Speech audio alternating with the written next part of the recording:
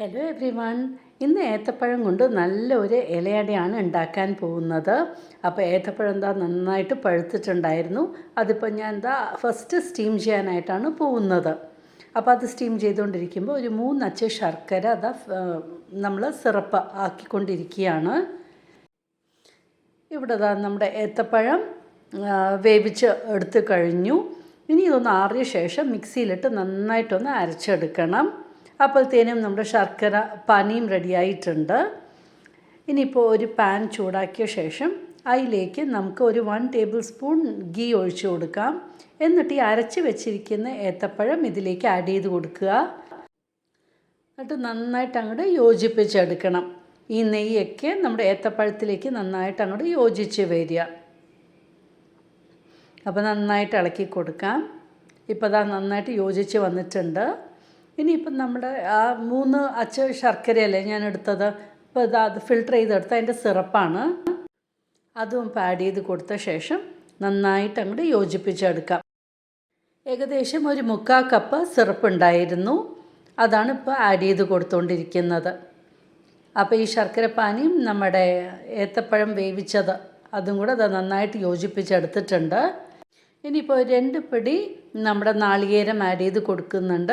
ഇത് നമുക്ക് ടേസ്റ്റിന് വേണ്ടിയിട്ട് അത് നമുക്ക് ഇഷ്ടമുള്ളതുപോലെ നമുക്ക് ആഡ് ചെയ്ത് കൊടുക്കാം. എന്നിട്ട് വീണ്ടും നന്നായിട്ടൊന്ന് ഇളക്കി കൊടുക്കുക. അപ്പോൾ നാളികേരവും കൂടിയിട്ട് എല്ലാം അങ്ങോട്ട് യോജിച്ച് വന്നതിന് ശേഷം കുറച്ച് നമ്മുടെ ചുക്കും ജീരകവും ഏലക്കയും കൂടെ പൊടിച്ചത് അതും ആഡ് ചെയ്ത് കൊടുക്കുന്നുണ്ട്. പിന്നെ ഇടിയപ്പപ്പൊടി ഇതൊരു 3/4 കപ്പ് തന്നെയുണ്ട്. 1 കപ്പ് എടുത്തിട്ടില്ല. എന്നിട്ട് ഇതും നന്നായിട്ട് അങ്ങോട്ട് യോജിപ്പിച്ചെടുക്കുക. അപ്പം നന്നായിട്ട് നമ്മുടെ ഏത്തപ്പഴത്തിൻ്റെ കൂടെ തന്നെ അടുപ്പ് ലോ ഫ്ലെയിമിലാണ് വെച്ചിരിക്കുന്നത്. മിക്സ് ചെയ്ത് എടുത്തിട്ടുണ്ട്. അങ്ങനെ നന്നായിട്ട് അങ്ങോട്ട് യോജിപ്പിച്ച് എടുത്തിട്ടുണ്ട്. ഇപ്പം നമുക്ക് അടയ്ക്ക് വേണ്ട ആ ഒരു മിക്സ്ചർ റെഡി ആയിട്ടുണ്ട്. ഇതിപ്പോൾ വാഴയിലയിൽ ഒരു ബോൾ കുറച്ച് ചെറുതായിട്ട് ഒന്ന് എടുത്ത ശേഷം കയ്യിൽ നെയ്യും ഒന്ന് അപ്ലൈ ചെയ്തിട്ട് ഇങ്ങനെ അങ്ങോട്ട് സ്മൂതൻ ചെയ്ത് കൊടുക്കുകയാണ്. ഇതെങ്ങനെ അങ്ങോട്ട് തട്ടി കൊടുക്കുകയാണ്. എന്നിട്ട് ഈ ഇല അങ്ങോട്ട് ഫോൾഡ് ചെയ്തു ഞാൻ. നമുക്ക് ഇഷ്ടമുള്ള ഷേപ്പിൽ വെക്കാം. അപ്പോൾ കുമ്പിൾ കുത്തിയിട്ട് കുമ്പിളപ്പം ആക്കാം, ഇല്ലെങ്കിൽ ജസ്റ്റ് ഇലയിൽ വെച്ചിട്ട് അങ്ങോട്ട് ഫോൾഡ് ചെയ്യാം. അത് നമ്മുടെ ഇഷ്ടം പോലെ ചെയ്യാം.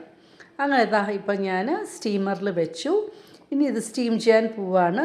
ഒരു 10 to 15 മിനിറ്റ്സിൻ്റെ ഉള്ളിൽ നമ്മുടെ ഈ ഏത്തപ്പഴത്തിൻ്റെ അട റെഡി ആയിട്ടുണ്ട്.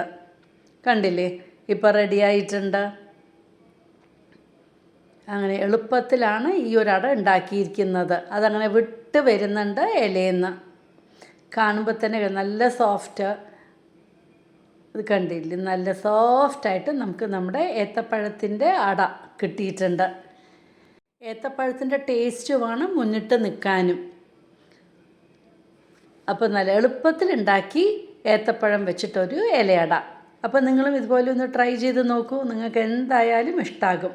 എൻ്റെ യൂട്യൂബ് ചാനൽ സബ്സ്ക്രൈബ് ചെയ്യാനും ബെൽ ബട്ടൺ പ്രസ് ചെയ്യാനും ലൈക്ക് ചെയ്യാനും ഷെയർ ചെയ്യാനും മറക്കരുത്.